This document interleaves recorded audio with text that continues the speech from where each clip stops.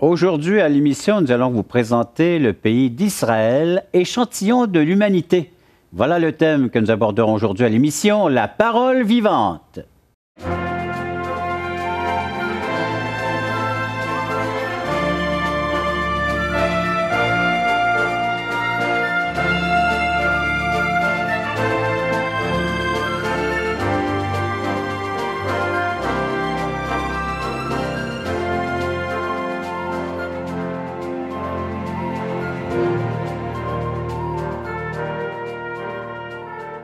Mesdames, Messieurs, bonjour, bienvenue à l'émission La Parole Vivante.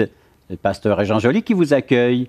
Assis, pas en compagnie de mes amis Jeff ni Jean-Pierre Cloutier, mais en compagnie d'un autre Jean-Pierre Caron. Bonjour, cher Jean-Pierre. Bonjour, Il faut préciser que c'est une émission spéciale qu'on fait pour présenter le pays d'Israël. Toi-même, tu es allé plusieurs fois, 15-16 fois, je pense, en Israël. Je ne sais plus. Tu comptes plus les fois? Non, peut-être 16 ou 17 fois, mais je ne sais plus. Je vais te faire une présentation. Jean-Pierre, il est le directeur propriétaire d'Incursion Voyage à Québec. Il organise des voyages, entre autres celui d'Israël. Nous, on est allé déjà tourner une série d'émissions qu'on présente maintenant en Blu-ray dans un beau coffret qui est disponible. Les gens pourront se le procurer. Et nous, on organise bien un autre voyage. Alors, on s'adresse à des centaines, des milliers de personnes. Il y a 40 personnes qui pourront bénéficier de ce voyage. Tu peux nous en parler avec plus de détails? Oui, en fait, c'est un voyage qui est organisé par notre agence. D'ailleurs, Incursion Voyage a commencé ses activités avec Israël. C'est ça qui a été le fer de lance en 1991. Et donc, mais là, le voyage dans lequel tu seras le chef de groupe. L'accompagnateur, c'est du 22 février au 6 mars 2015. Alors, on mettra la publicité à l'écran, les gens pourront voir. Et puis, c'est un voyage de combien de jours? C'est un voyage de 11 nuits. 11 nuits. Et donc, on voit vraiment l'essentiel d'Israël et on fait une incursion, pour ne pas faire un jeu de mots, à Petra, en Jordanie. Le matin, on se lève, on traverse la frontière, on passe toute la journée à Petra, dans cette ville un peu mythique, et on revient en Israël dans la même journée. Et tout au long de ce voyage, on va visiter les lieux où Jésus-Christ a grandi et il a accompli son ministère, et non seulement présenter l'Évangile, mais aussi accompli l'Évangile. Oui. Donc, on arrive évidemment à l'aéroport de Tel Aviv, on se dirige vers Jérusalem. C'est vraiment Jérusalem qui est le haut lieu et ça nous permet aussi de rester plusieurs jours au même hôtel. Parce que des fois, on regarde des itinéraires et on nous dit, mais on ne va pas faire tout ça. Mais Israël, c'est tout petit.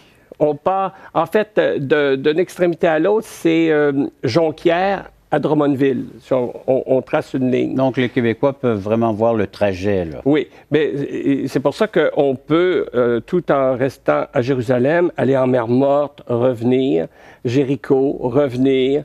On peut même se déplacer sur Tel Aviv, donc on peut rayonner.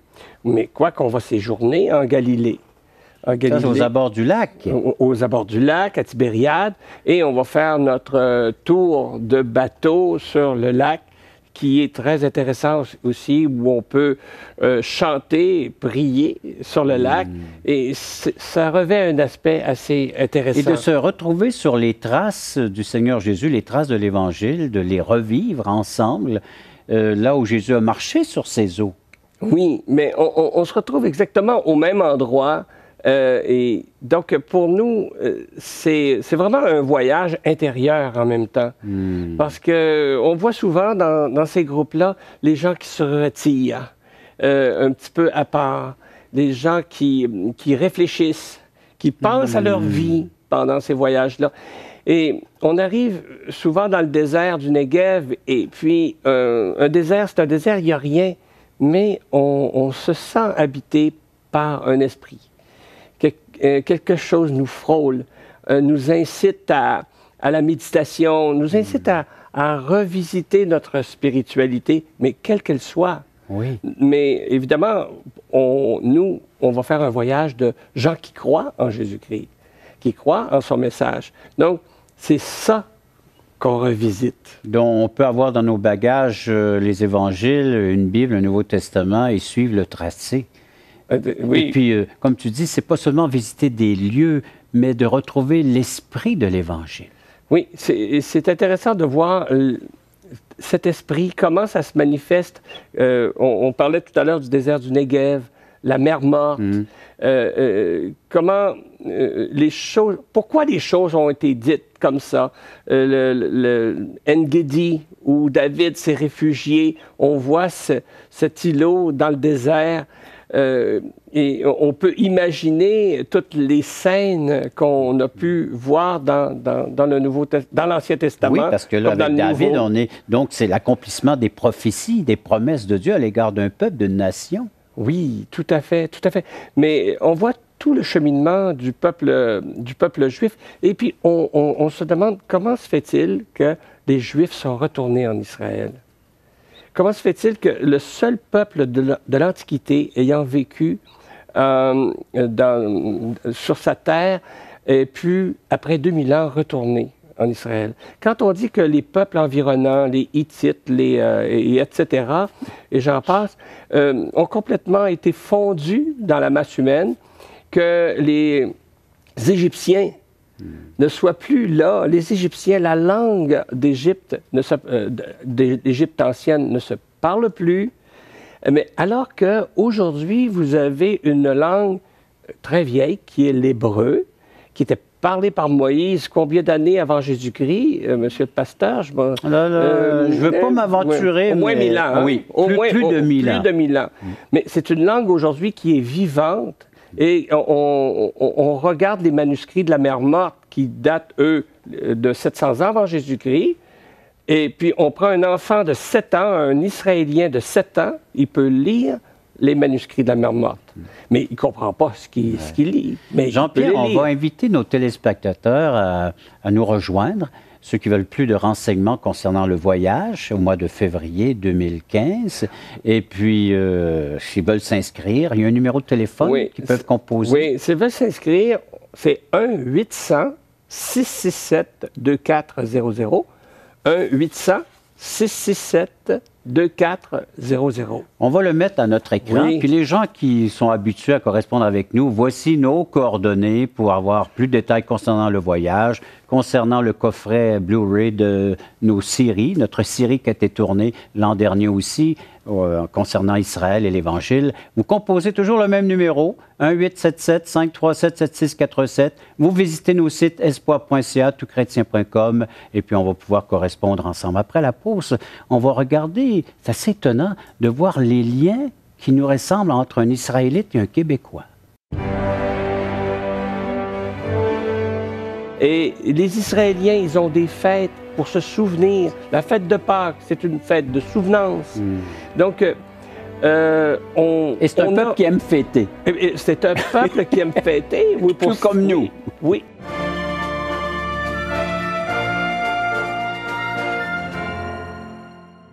Assistez à un merveilleux déjeuner de l'espoir dans votre région.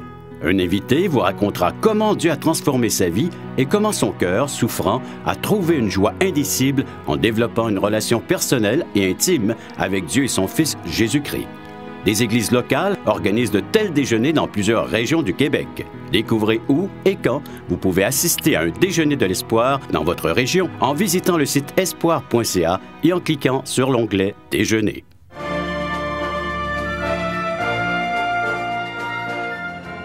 Aujourd'hui, à l'émission Parole vivante, nous recevons le directeur propriétaire d'Incursion Voyage, Jean-Pierre Caron. On regarde donc ce merveilleux voyage qui est offert à la population en Israël, sur la Terre Sainte, comme elle est appelée. Et on va regarder les liens, les ressemblances qu'il y a entre eux, les Israéliens. Je corrige mon tir, les Israélites, c'est l'Antiquité, ça, mais les Israéliens et nous, les Québécois. Oui. Mais en fait, les Israéliens et les Québécois, ce sont deux petits peuples. Les Israéliens qui sont dans une mare arabe et nous, dans une mare anglophone. On est un jeune peuple, nous, ici au Québec. On a 400 ans, mais quand on parle des familles ici, des familles Caron, Joly, Perron, on a même nos associations de familles, donc on peut trouver les généalogies, mais en Israël, c'est la même chose. Oui. Même si c'est un peuple qui a 3000 ans, mais ils savent qu'ils sont descendants d'eux. Ils ont leur tribu. Ils ont leur tribu, ils ont leurs racines. Et comment nous, c'est important, notre racine. Je me souviens. Et les Israéliens, ils ont des fêtes pour se souvenir. La fête de Pâques, c'est une fête de souvenance. Donc, et c'est un peuple qui aime fêter. C'est un peuple qui aime fêter. Oui, tout comme nous. Oui, tout à fait. C'est un peuple méditerranéen. Donc, à la fête, nous, on est un peuple latin. Donc, on s'entend bien là-dessus. Et lorsqu'on va en Israël et qu'on leur parle, moi, je conseille aux gens de parler comme si on parlait un Québécois, un autre Québécois. La relation est facile entre Israéliens. Et comme au Québec, on arrive dans les dépanneurs, on peut parler à un autre Québécois, on entre en communication assez facilement. Les Israéliens, entre eux, aussi entrent en communication assez facilement entre eux. Et puis, quand ils disent, mais toi, d'où tu viens? Ah, tu viens, nous, on dit, ah, tu viens du bas du fleuve. Ah oui, t'es un Caron du bas du fleuve. Ah oui, parce que, bon, on connaît la suite. Mais en Israël, c'est la même chose. Ah, toi, ah ouais, t'es de Tibériade. Et là, il y a des références qui sont mentionnées dans leur partage, dans leur conversation. C'est ça. Là, il dit, ah, donc, t'es séfarade. Ah, non, t'es pas séfarade. T'es... Bon, autrement. Donc, là, en Israël, c'est facile de rentrer en relation, comme au Québec. Et aussi... Au Québec, on parle souvent de la défense de la langue française, de nos racines, mais eux, là-bas, c'est la défense, point. Ils se défendent. Ils sont très nationalistes. Pour ça, oui, ils sont nationalistes. mais c'est intéressant de parler aux Israéliens. Et souvent, moi, quand j'y vais, on me demande si je ne suis pas israélien parce que je m'appelle Caron. C'est pas Caron. C'est pas Caron. C'est Caron. Bon. Donc, on a beaucoup de plaisir avec eux, beaucoup de plaisir à échanger. Et ils sont très traditionnalistes. C'est ce que j'ai perçu lors de mon premier voyage, le seul, l'unique jusqu'à ce jour, mais de voir comment les traditions sont importantes pour eux. Oui. Et pour nous aussi. Oui, mais attention. En Israël, vous avez 60% de la population qui est athée. Et après ça, vous avez toute la déclinaison de croyants et jusqu'à croyants orthodoxes. Mais ils étaient, les Israéliens, enfin les Juifs étaient dans une situation où il y avait beaucoup d'orthodoxie dans leur religion. Et nous aussi, au Québec, aussi, nous avions beaucoup d'orthodoxie dans le catholicisme, un catholicisme très rigide avant. Les Israéliens, comme les Québécois, ont pour leur dire qu'ils sont en train de se libérer de toute cette orthodoxie. Et ça donne des effets, des fois, un peu difficiles à voir et à supporter, un peu comme au Québec. Des fois, il y a un manque de repères au niveau spirituel. Et ça peut conduire à une certaine désorientation, comme ici au Québec. Quoique, eux, ils ont un projet nationaliste qui les réunit, se garder sur leur territoire, être reconnus comme une nation. Nous, on est déjà reconnus comme une nation, mais il faut se serrer les coudes encore pour continuer à exister ici au Québec. Bien, je voyais plusieurs personnes observer le sabbat. Et puis la Pâque. Donc, c'est ici aussi, par tradition, on va observer quand même, on va garder de ces valeurs judéo-chrétiennes dans nos familles. On aime bien se rassembler, on aime l'esprit de famille. Et s'il peut y avoir quelques pratiques à travers cela religieuse, bien, on peut se retrouver aussi en famille, tout comme eux. C'est ce que je voyais à travers leurs pratiques, leur façon de voir les choses. Après la pause, on va revenir, puis on va parler davantage de nos valeurs judéo-chrétiennes. Alors, qui tire ses sources de Jérusalem et d'Israël Pour nous rejoindre, si vous avez des questions concernant les propos que vous entendez présentement dans le cadre de l'émission pour le voyage en Israël qui est offert, le numéro de téléphone vous sera donné pour rejoindre Incursion Voyage. Et pour nous rejoindre, c'est toujours les mêmes, c'est 1-877-537-7647 ou visitez nos sites espoir.ca et touchrétien.com. Après la pause, on va regarder ces valeurs communes qu'on peut retrouver entre autres dans le judaïsme, mais aussi nos valeurs chrétiennes qui tirent leur souche à Jérusalem même, en Israël. Qu'est-ce qu'on fait ici? Peux-tu bien me le dire? Mais moi, j'ai été saisi. J'ai dit, pourquoi tu es ici? Moi, étranger, je vais te le dire. Tu es ici en vertu de la promesse que Dieu a faite à Abraham.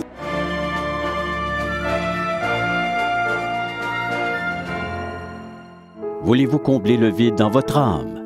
Avez-vous soif d'une sérénité intérieure?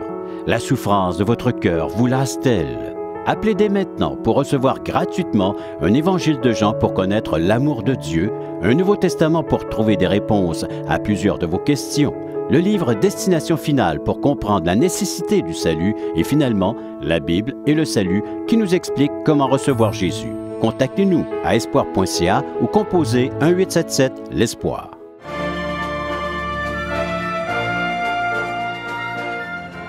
Nos valeurs judéo-chrétiennes qui viennent justement de ce pays, là où Jésus est né, a grandi, accompli l'Évangile. Quand tu y vas, comment est-ce que les gens te perçoivent? Tu y vas en tant que chrétien, toi, tu es un chrétien avec toutes ces valeurs qu'on retrouve dans la Bible. Et comment, quand tu partages ta foi, qu'est-ce qui ressort de la part des Israéliens qui t'entendent, avec qui tu peux leur partager donc ce que tu crois? Bon. En fait, lorsque j'y vais, je suis un homme d'affaires. Premièrement. J'apporte des clients chez eux et puis des pèlerins. Oui. Et c'est très apprécié parce que les gens vivent du tourisme, puis il faut respecter ça. Mais j'entends toutes sortes de commentaires parce qu'ils ne savent pas tout de suite que je suis chrétien, mais ils finissent par le savoir. À un moment donné... Un chrétien ne reste pas longtemps incognito. Ben, surtout pas en Israël, parce que tout nous appelle, tout nous attire. Et puis, donc, il y a quelqu'un qui m'est arrivé un jour, il se demandait, un jeune, j'étais dans un congrès international, puis moi, pour être poli, je lui ai dit, « Hey, c'est beau chez vous. Hein? Est-ce qu'on est bien en Israël? Hein? » Ah là là, c'est vrai que c'était beau. Oui. Il me regarde, le jeune, avec des yeux ronds, un peu en furie. Il dit, « Mais qu'est-ce qu'on fait ici? C'est plein de roches, la guerre à côté. Puis, c'est trop difficile. Qu'est-ce qu'on fait ici? Peux-tu bien me le dire? » Mais moi, j'ai été saisi. J'ai dit, « Pourquoi tu es ici? Moi, étranger, je vais te le dire. Tu es ici en vertu de la promesse que Dieu a faite à Abraham. » C'est toi qui lui as rappelé. Il m'a regardé, puis j'ai dit comme ça, c'est sorti tellement vite que lui, il a viré de bord. Et puis, il est parti. Vous savez, pendant un congrès, on rencontre toujours les mêmes personnes. Mais à chaque fois que je le revoyais, il ne me regardait pas du tout. Et puis, il avait l'air gêné. Et puis, à d'autres moments, on nous disait, « Mais vous autres, votre Jésus... » Il me disait ça à moi. Parce qu'ils savent qu'on est là surtout pour suivre les traces de Jésus. J'ai dit, comment mon Jésus? Je ne savais pas qu'il était Canadien. Peut-être qu'il était Américain. Il me semble qu'il était Juif. Ah! Et puis là, ça change toute la dynamique. Oui. Parce qu'avec les Israéliens, on peut leur parler. Ils sont agréables, d'agréable commerce, parce qu'ils entendent à rire. Mais là, ça les frappe, ça. Mais ils étaient juifs. Les premiers chrétiens, le christianisme est né chez les Juifs. À Jérusalem même. Oui. J'ai dit, nous, tout ce qu'on fait, c'est qu'on bénéficie de tout ce que vous avez rejeté. Mais les premiers chrétiens étaient juifs. C'est votre Jésus, puis mettez-vous-le dans la tête. Mais c'est intéressant parce qu'on peut avoir des conversations comme ça. Et moi, en tant que commerçant qui va là-bas, commerçant, propriétaire d'agence, et l'industrie du voyage est très importante en Israël, je peux avoir des conversations. Je sens la liberté de leur parler. Et puis c'est intéressant. Puis ils sont, comme je vous dis, ils sont agréables à parler. C'est des gens qui nous ressemblent d'une certaine façon. On partage une certaine vision de la vie en tant que petit peuple. Et les étrangers perçoivent notre accueil, entre autres les Européens viennent ici et puis sont reconnaissants de la façon dont nous les accueillons. Et les Israéliens Israéliens, excuse, sont vraiment eux aussi très accueillants. Et on sent en eux aussi. Oui. Mais ils aiment beaucoup les Québécois. Hein? Oui. Hein? Vous savez que 24% de la base d'Israël est francophone. Donc, essayez pas de dire des secrets sur la rue en français, là, pensant que personne ne va vous entendre. On parle l'hébreu, oui. Non, non. Et donc, mais c'est sûr que l'anglais prend beaucoup de terrain à l'heure actuelle. Donc, c'est un peuple qui veut suivre les affaires du Canada.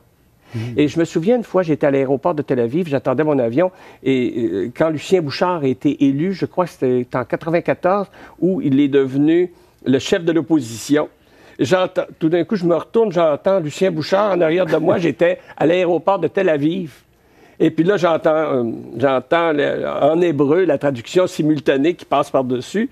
Et c'est là que j'ai pris conscience qu'il parlait de Lucien Bouchard au Canada, à plusieurs milliers de kilomètres plus loin, mais il s'intéresse beaucoup aux affaires du Québec, aux affaires des autres peuples qui sont à leur dimension. Et le Canada et Israël ont une belle relation. Oui, disons que oui, qu'il y a une bonne relation. Une bonne. Oui, il y a une bonne relation, on peut dire, oui. Donc, on n'a pas à craindre le contexte dans lequel ils sont présentement. Parce qu'on va en Israël, puis on sait que... Au niveau sécurité. Bon, mais au niveau sécurité, c'est une bulle de sécurité, Israël. Et il se passe toutes sortes de choses, mais on n'entend rien parler. Les touristes sont protégés comme on protège notre manne, parce qu'on est un apport économique, mais aussi, à l'intérieur d'Israël, quand il arrive quelque chose, c'est ponctuel. Et puis, si ça arrivait ici au Québec, certains événements, on n'en parlerait même pas. Moi, je dois vous dire que j'ai été attaqué à Miami, déjà. J'ai été en Israël 16 ou 17 fois. Oui. Et je me suis promené dans les rues de Tel Aviv jusqu'à 2 heures du matin. J'attendais mon avion, je faisais du temps à cause du décalage horaire. Je me promenais, etc. Jamais je me suis senti en danger. Comme tu le dis, c'est une bulle. Oui. Et le Seigneur veille sur les siens. On nous a déjà fait vider un autobus une fois parce qu'il y avait un colis suspect. Finalement, on a retrouvé un sandwich qui était en train de sécher dans un petit sac de papier. Et c'est ce qui était suspect. C'est ce qui était suspect. Vous avez des commentaires, des questions concernant le voyage, la présentation d'Israël. Vous pouvez nous en faire part en composant le numéro de téléphone suivant, 8775-377647, ou écrivez-nous un petit courriel, un petit email à espoir.ca ou chrétien.com. Après la pause, on va regarder Israël, échantillon de l'humanité, comme conclusion. Donc, Israël est un échantillon de l'humanité. Un échantillon physique, mais aussi spirituel et psychologique.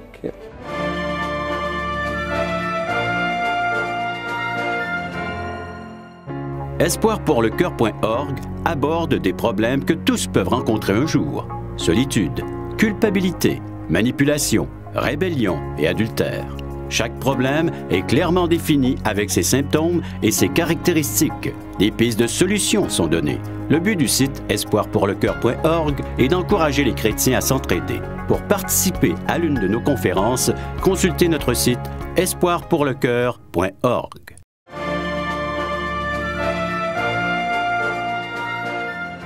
C'est vraiment intéressant ce que nous sommes en train d'apprendre par l'entremise, par Jean-Pierre, qui a voyagé maintes et maintes fois en Israël, et de voir tous ces liens entre eux et nous, les Québécois, les Israéliens.